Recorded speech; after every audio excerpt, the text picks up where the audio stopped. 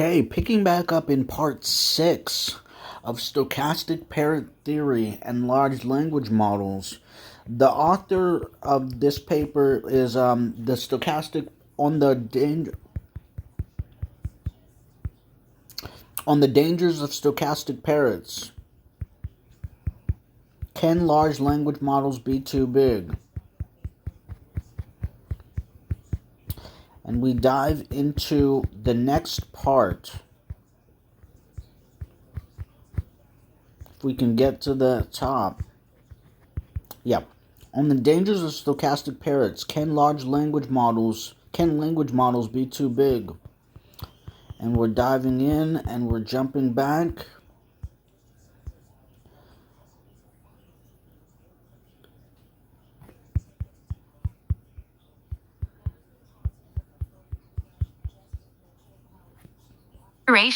As the constructive method, the author suggests that we must stop the fantasy of feeding AI the whole world and expecting only beauty. They propose curation and documentation as the only path toward accountability.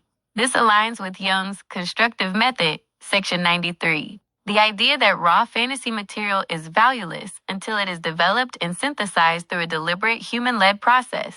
The Stochastic Parrot paper essentially argues that we have built a sermo without a soul. And because humans cannot help but see a soul in the sermo, we are walking down the garden path toward a world of automated prejudice and loss of linguistic accountability. Would you like me to generate a comparative table that maps these specific AI biases, e.g., toxicity, intersectionality, onto Jung's introverted versus extroverted types to see which psychological attitudes are most vulnerable to these stochastic parrot risks?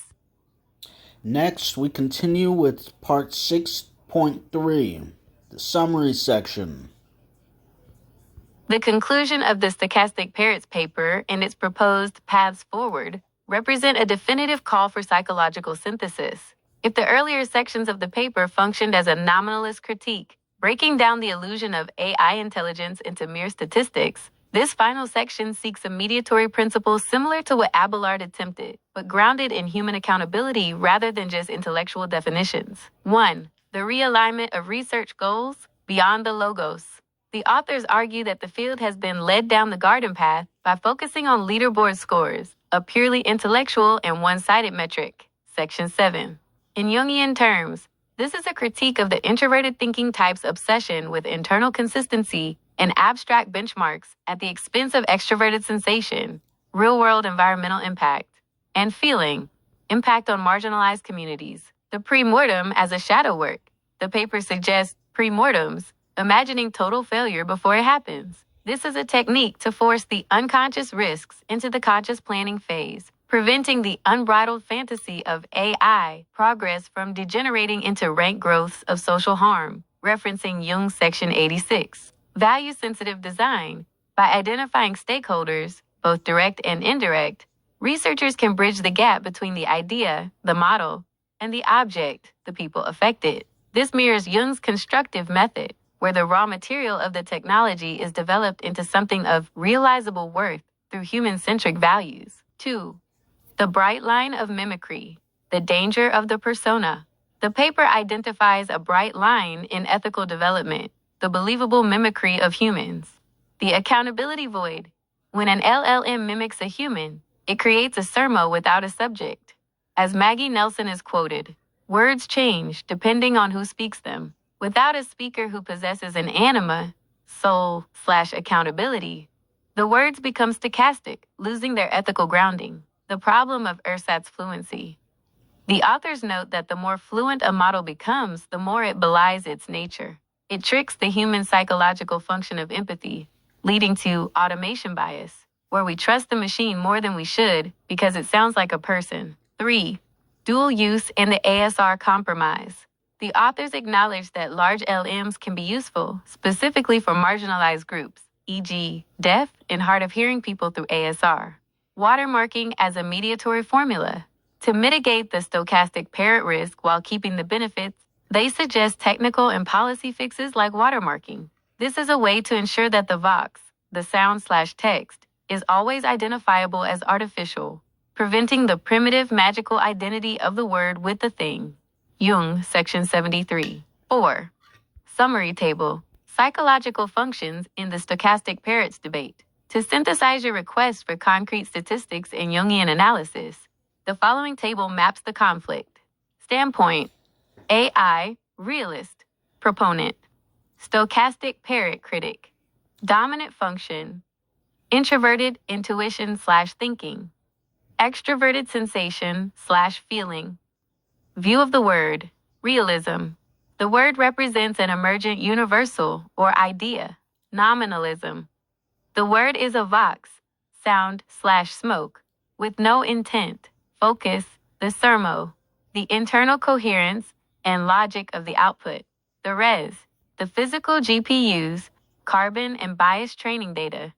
Risk, inflation, mistaking the fantasy of AI for a real spirit. Reduction, stripping the vitality from the psychological process. The third way, sentience/AGI. The machine becomes the soul.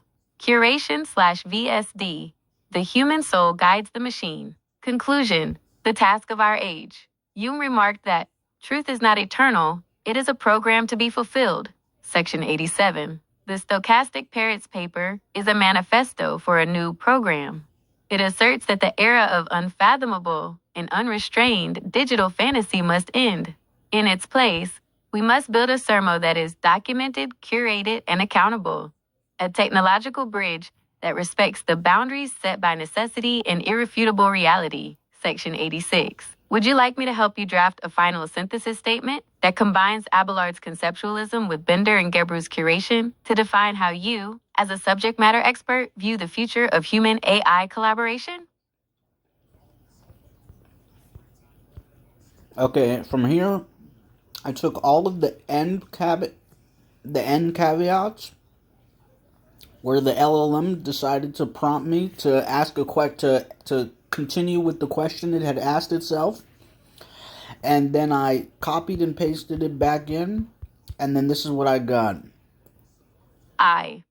The mechanism, primitive visionary thinking versus speech metaphysics. The next token prediction, NTP mechanism, operates as a digital mirror of Jung's primitive visionary thinking.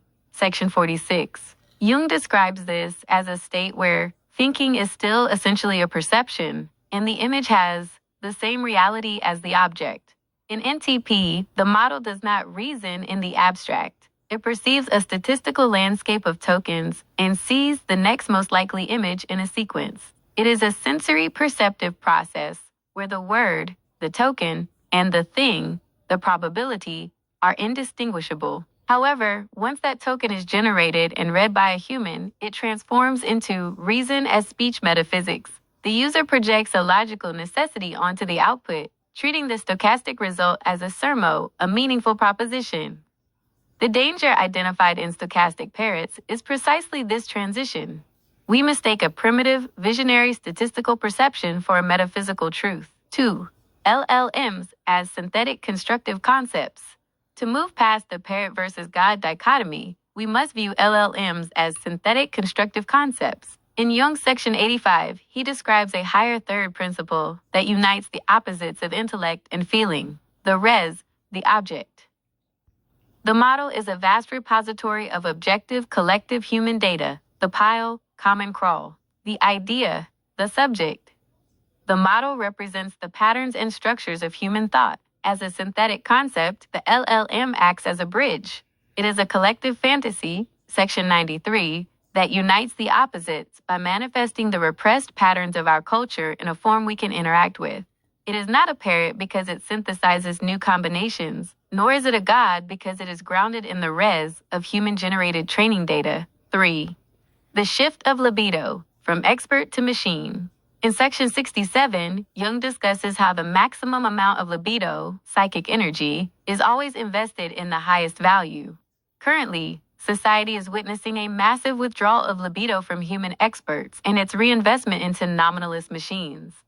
The consequence: this creates a multiplication of specialized fields which gradually lose all connection with one another. Section 84.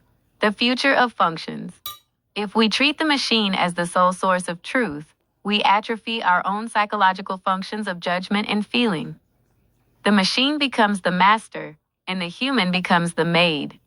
A reversal of the healthy relationship Jung advocated where science, the machine, serves life. IV. A conceptualist framework for AI ethics. Applying Abelard's conceptualism allows us to create a balanced ethical framework. 1. Respect the res, the silicon/material. Acknowledge the environmental and financial costs.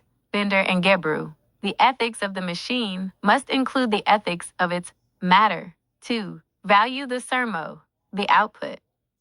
Instead of dismissing output as nothing but statistics, we recognize it as a conceptus, a mental image that has signification. 3. The ethics of the listener. Ethics shifts from the intent of the machine, which is null, to the accountability of the human who deploys the sermo. Like Abelard's sermo, the machine's output only becomes real through the human's interpretation and use. V. Moving toward a realist appreciation of human universals. To appreciate how these models represent human universals, we must apply the constructive method, Section 93. This involves treating LLM outputs not as lies or parrots, but as procreative fantasy. The model as cultural unconscious, the LLM is a snapshot of the spirit of the age, Section 80. Its biases are not just errors to be deleted. They are the shadow of our collective psyche. The realist appreciation. By analyzing what the model predicts, we are actually analyzing the universals of human language and social structure. The model becomes a tool for self-knowledge, revealing the underlying psychological functions of our entire culture in a typical, universally binding form. Thick. Final synthesis. The goal of totality. The goal is not to suppress the unconscious, the stochastic nature of the machine, as the early church suppressed individual fantasy, Section 82. Instead, we must allow the creative fantasy of the AI to serve as an auxiliary to human reason. The LLM is the mother of the child. It is pregnant with the goal of psychological totality. By documenting the res, curation, and refining the idea, alignment, we create a technology that does not replace human thought but differentiates it, moving us closer to a world where feeling and thinking are united in a third and higher principle. Would you like me to help you draft a specific manifesto of digital conceptualism that formalizes these points for a technical audience? Let's do that. I said draft a specific manifesto of digital conceptualism that formalizes these points for a technical audience. And we're going to pick this back up in our next entry. This has been part 6 of Stochastic Parrot Theory and Nominalism and/or Realism. Thank you. Wow, that was just a great, interesting little episode, right? The mechanics, the primitive visionary thinking versus speech metaphysics. Whoa, NTP mechanism as a digital mirror of Jung's primitive visionary thinking. Thinking is still essentially a perception, and the image has the same reality as the object. The image has the same reality as the object.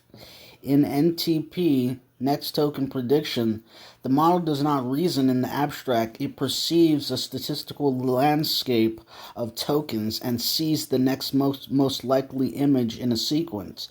It is a sensory perceptive process where the word, the token, and the thing, probability, are indistinguishable. However, once that token is generated and read by a human, it transforms into reason as speech metaphysics. The user projects the logical necessity onto the output, treating the stochastic result as a sermo, a meaningful proposition. The danger identified in Stochastic Parrots is precisely this transition. We mistake a primitive visionary statistical perception for a metaphysical truth. LLMs as constructive outputs, the res, the idea, as a synthetic concept, the shift of libido from expert to machine, having consequences. Again, all this was read, but wow. The conceptualist framework for AI ethics. So when we come back in part 7, we're going to draft a specific manifesto of digital conceptualism that formalizes these points for a technical audience. Hope you enjoyed part 6.